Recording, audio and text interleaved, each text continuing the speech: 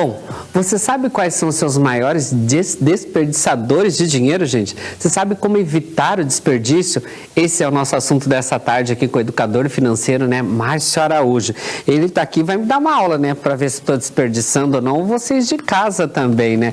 Boa tarde, Márcio. Seja bem-vindo novamente aqui no nosso Ver Mais para falar um pouquinho para a gente de um assunto tão importante que dá um medo na gente, mas é importante saber, né? É muito importante. E quando a gente fala sobre os desperdiçadores de dinheiro, tem vários. A gente tem que tomar muito cuidado.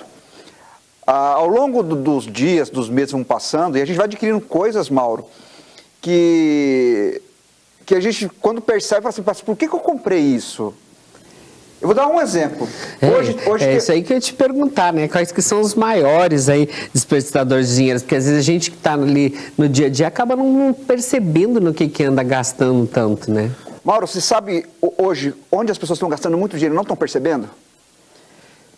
Você pega uma fatura de cartão de crédito das pessoas, você vê a quantidade de cursos que as pessoas estão comprando, aquele arrasta para cima, a pessoa arrasta para cima e não assistiu nenhuma aula ainda. Tem pessoas que estão acumulando um monte de curso e não está fazendo nada, não botando em prática. Não coloca em prática. Preste atenção se você está comprando muito desses cursos, se você está praticando ou não. Outra coisa, aplicativos. Começa a olhar o tanto de aplicativo que é pago, que você baixou no seu celular, e às vezes era 7 dias de experiência, e como você não cancelou, aquele aplicativo está cobrando, é R$ 8,99. Mas quantos aplicativos que você tem que está cobrando R$ 8,99? Assinaturas, streams, vamos falar aí, tem vários, hoje, né, várias plataformas que você assiste sua série, assiste o seu filme. Mas será que todas que você tem, que você adquiriu, você utiliza? Faz sentido você ter? Tudo isso, todas essas assinaturas? Tem pessoas que têm todas as assinaturas de todas as plataformas de streaming, ela tem. De música, a mesma coisa. Será que tem necessidade? Márcio, mas são valores irrisórios, R$ 29,90, R$ 35, R$ 9,90. Mas vai somando isso. E às vezes você fala assim, eu não tenho dinheiro para aplicar, eu não tenho dinheiro para investir. Mas começa a colocar isso na ponta da caneta, o quanto de coisas que você adquire e que você não utiliza. Parece besteira, né, Mauro? E as pessoas falam assim, mas isso não vai deixar o mais rico mais pobre. Mas para e pensa. Vamos colocar que você hoje tem uma despesa sem necessidade, coisas que você adquiriu que você não utiliza. R$100. Não, mas R$100 por mês não é nada para mim. Mas em um ano, quanto que dá? Vou investindo. Se eu estivesse investindo, mas vamos colocar conta de padeiro, dá R$ 1.200 por ano. De bobeira. Agora, por exemplo, em 10 anos, quanto daria?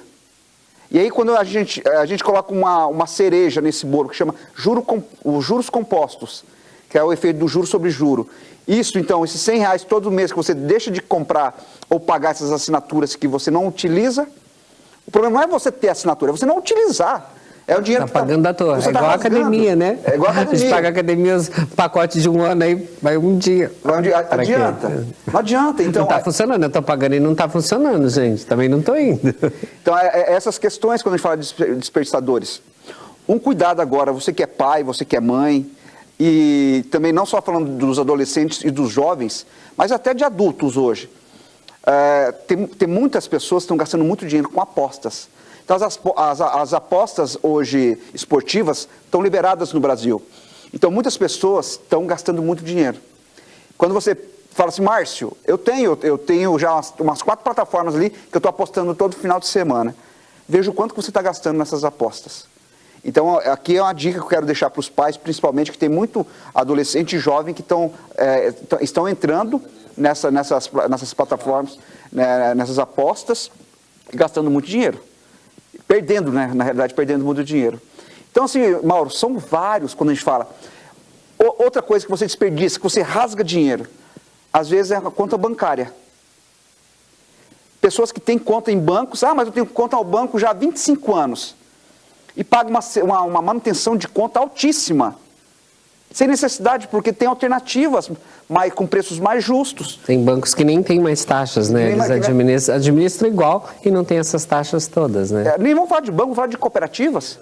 As cooperativas de crédito que dão alternativas, que são as melhores alternativas perante a esse monopólio que os bancos têm no Brasil, que são 5 grandes bancos que mandam no Brasil, e as cooperativas vêm fazendo frente a isso, que tem taxas justíssimas, porque as cooperativas não têm taxa barata.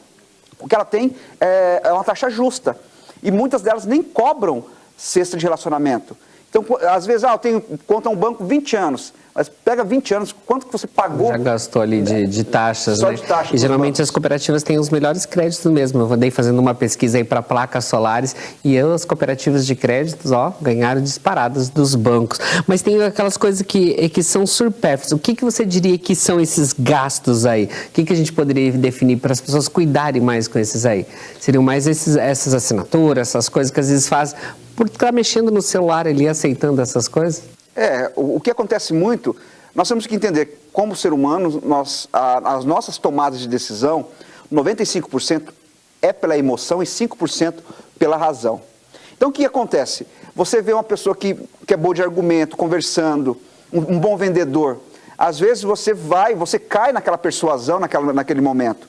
Uma vitrine muito bonita, que você vê aquela vitrine chamativa, você vai, se empolga, entra naquela loja, daí se depara com um bom vendedor.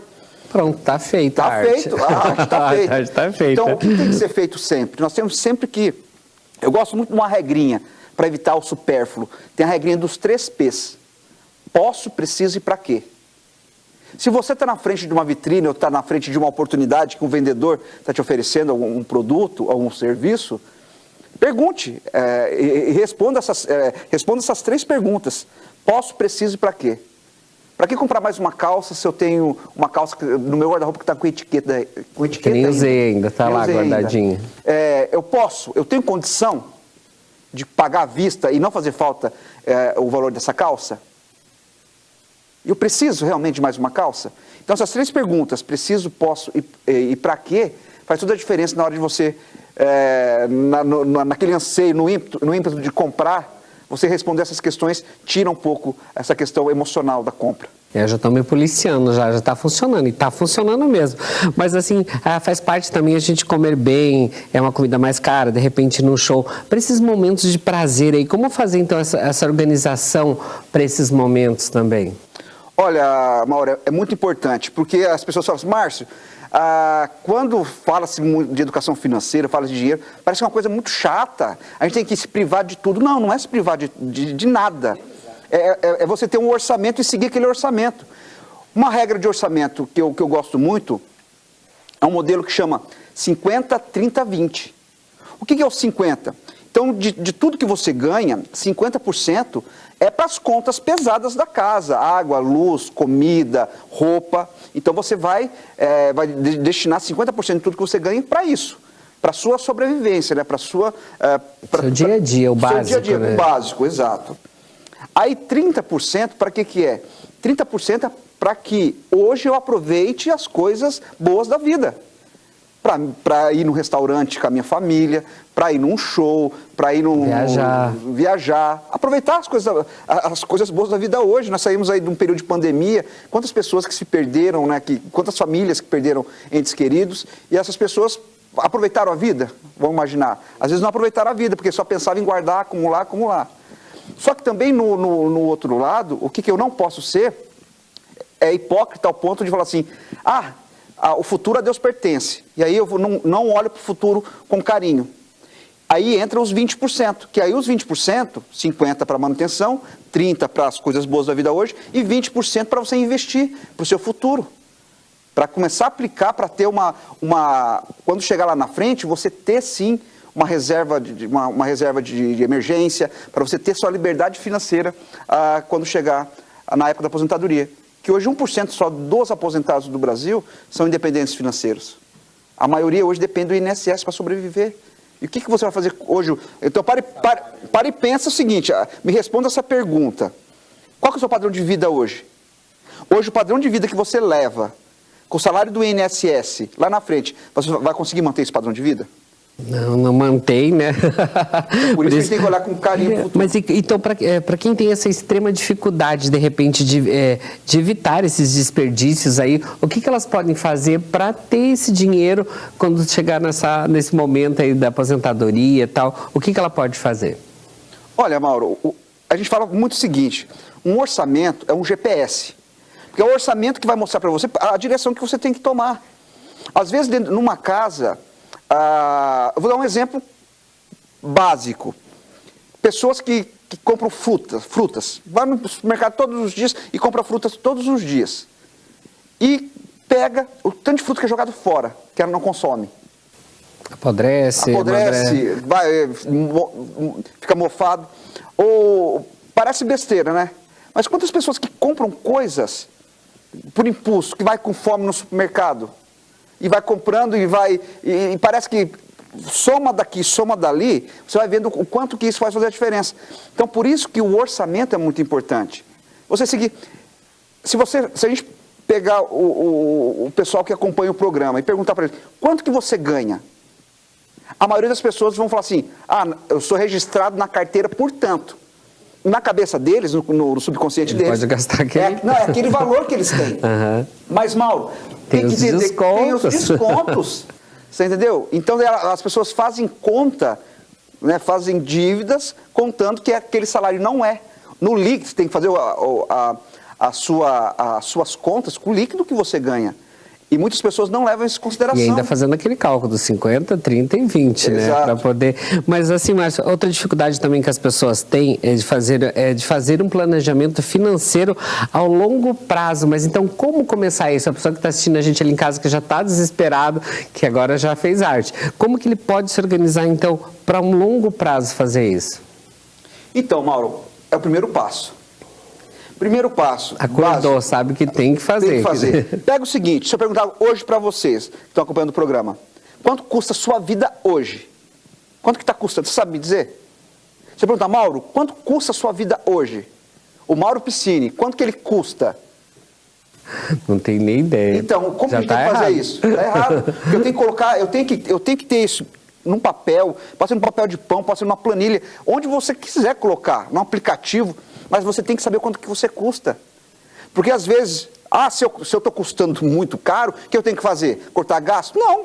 Não necessariamente você tem que cortar gastos. Outra coisa que você pode fazer é aumentar os seus ganhos.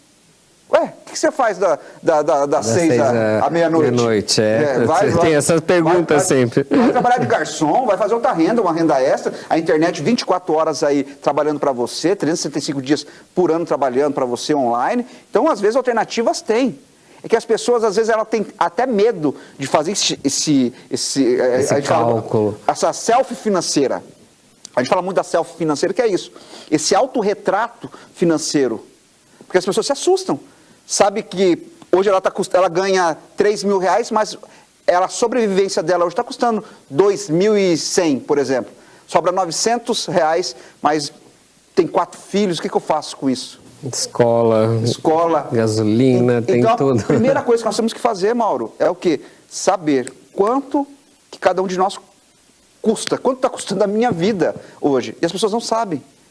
Eu vou naquela assim, eu vou comprar, eu trabalho mais esse mês e eu consigo pagar, mas sem botar na planilha. Acho que eu estou precisando aprender a botar na planilha.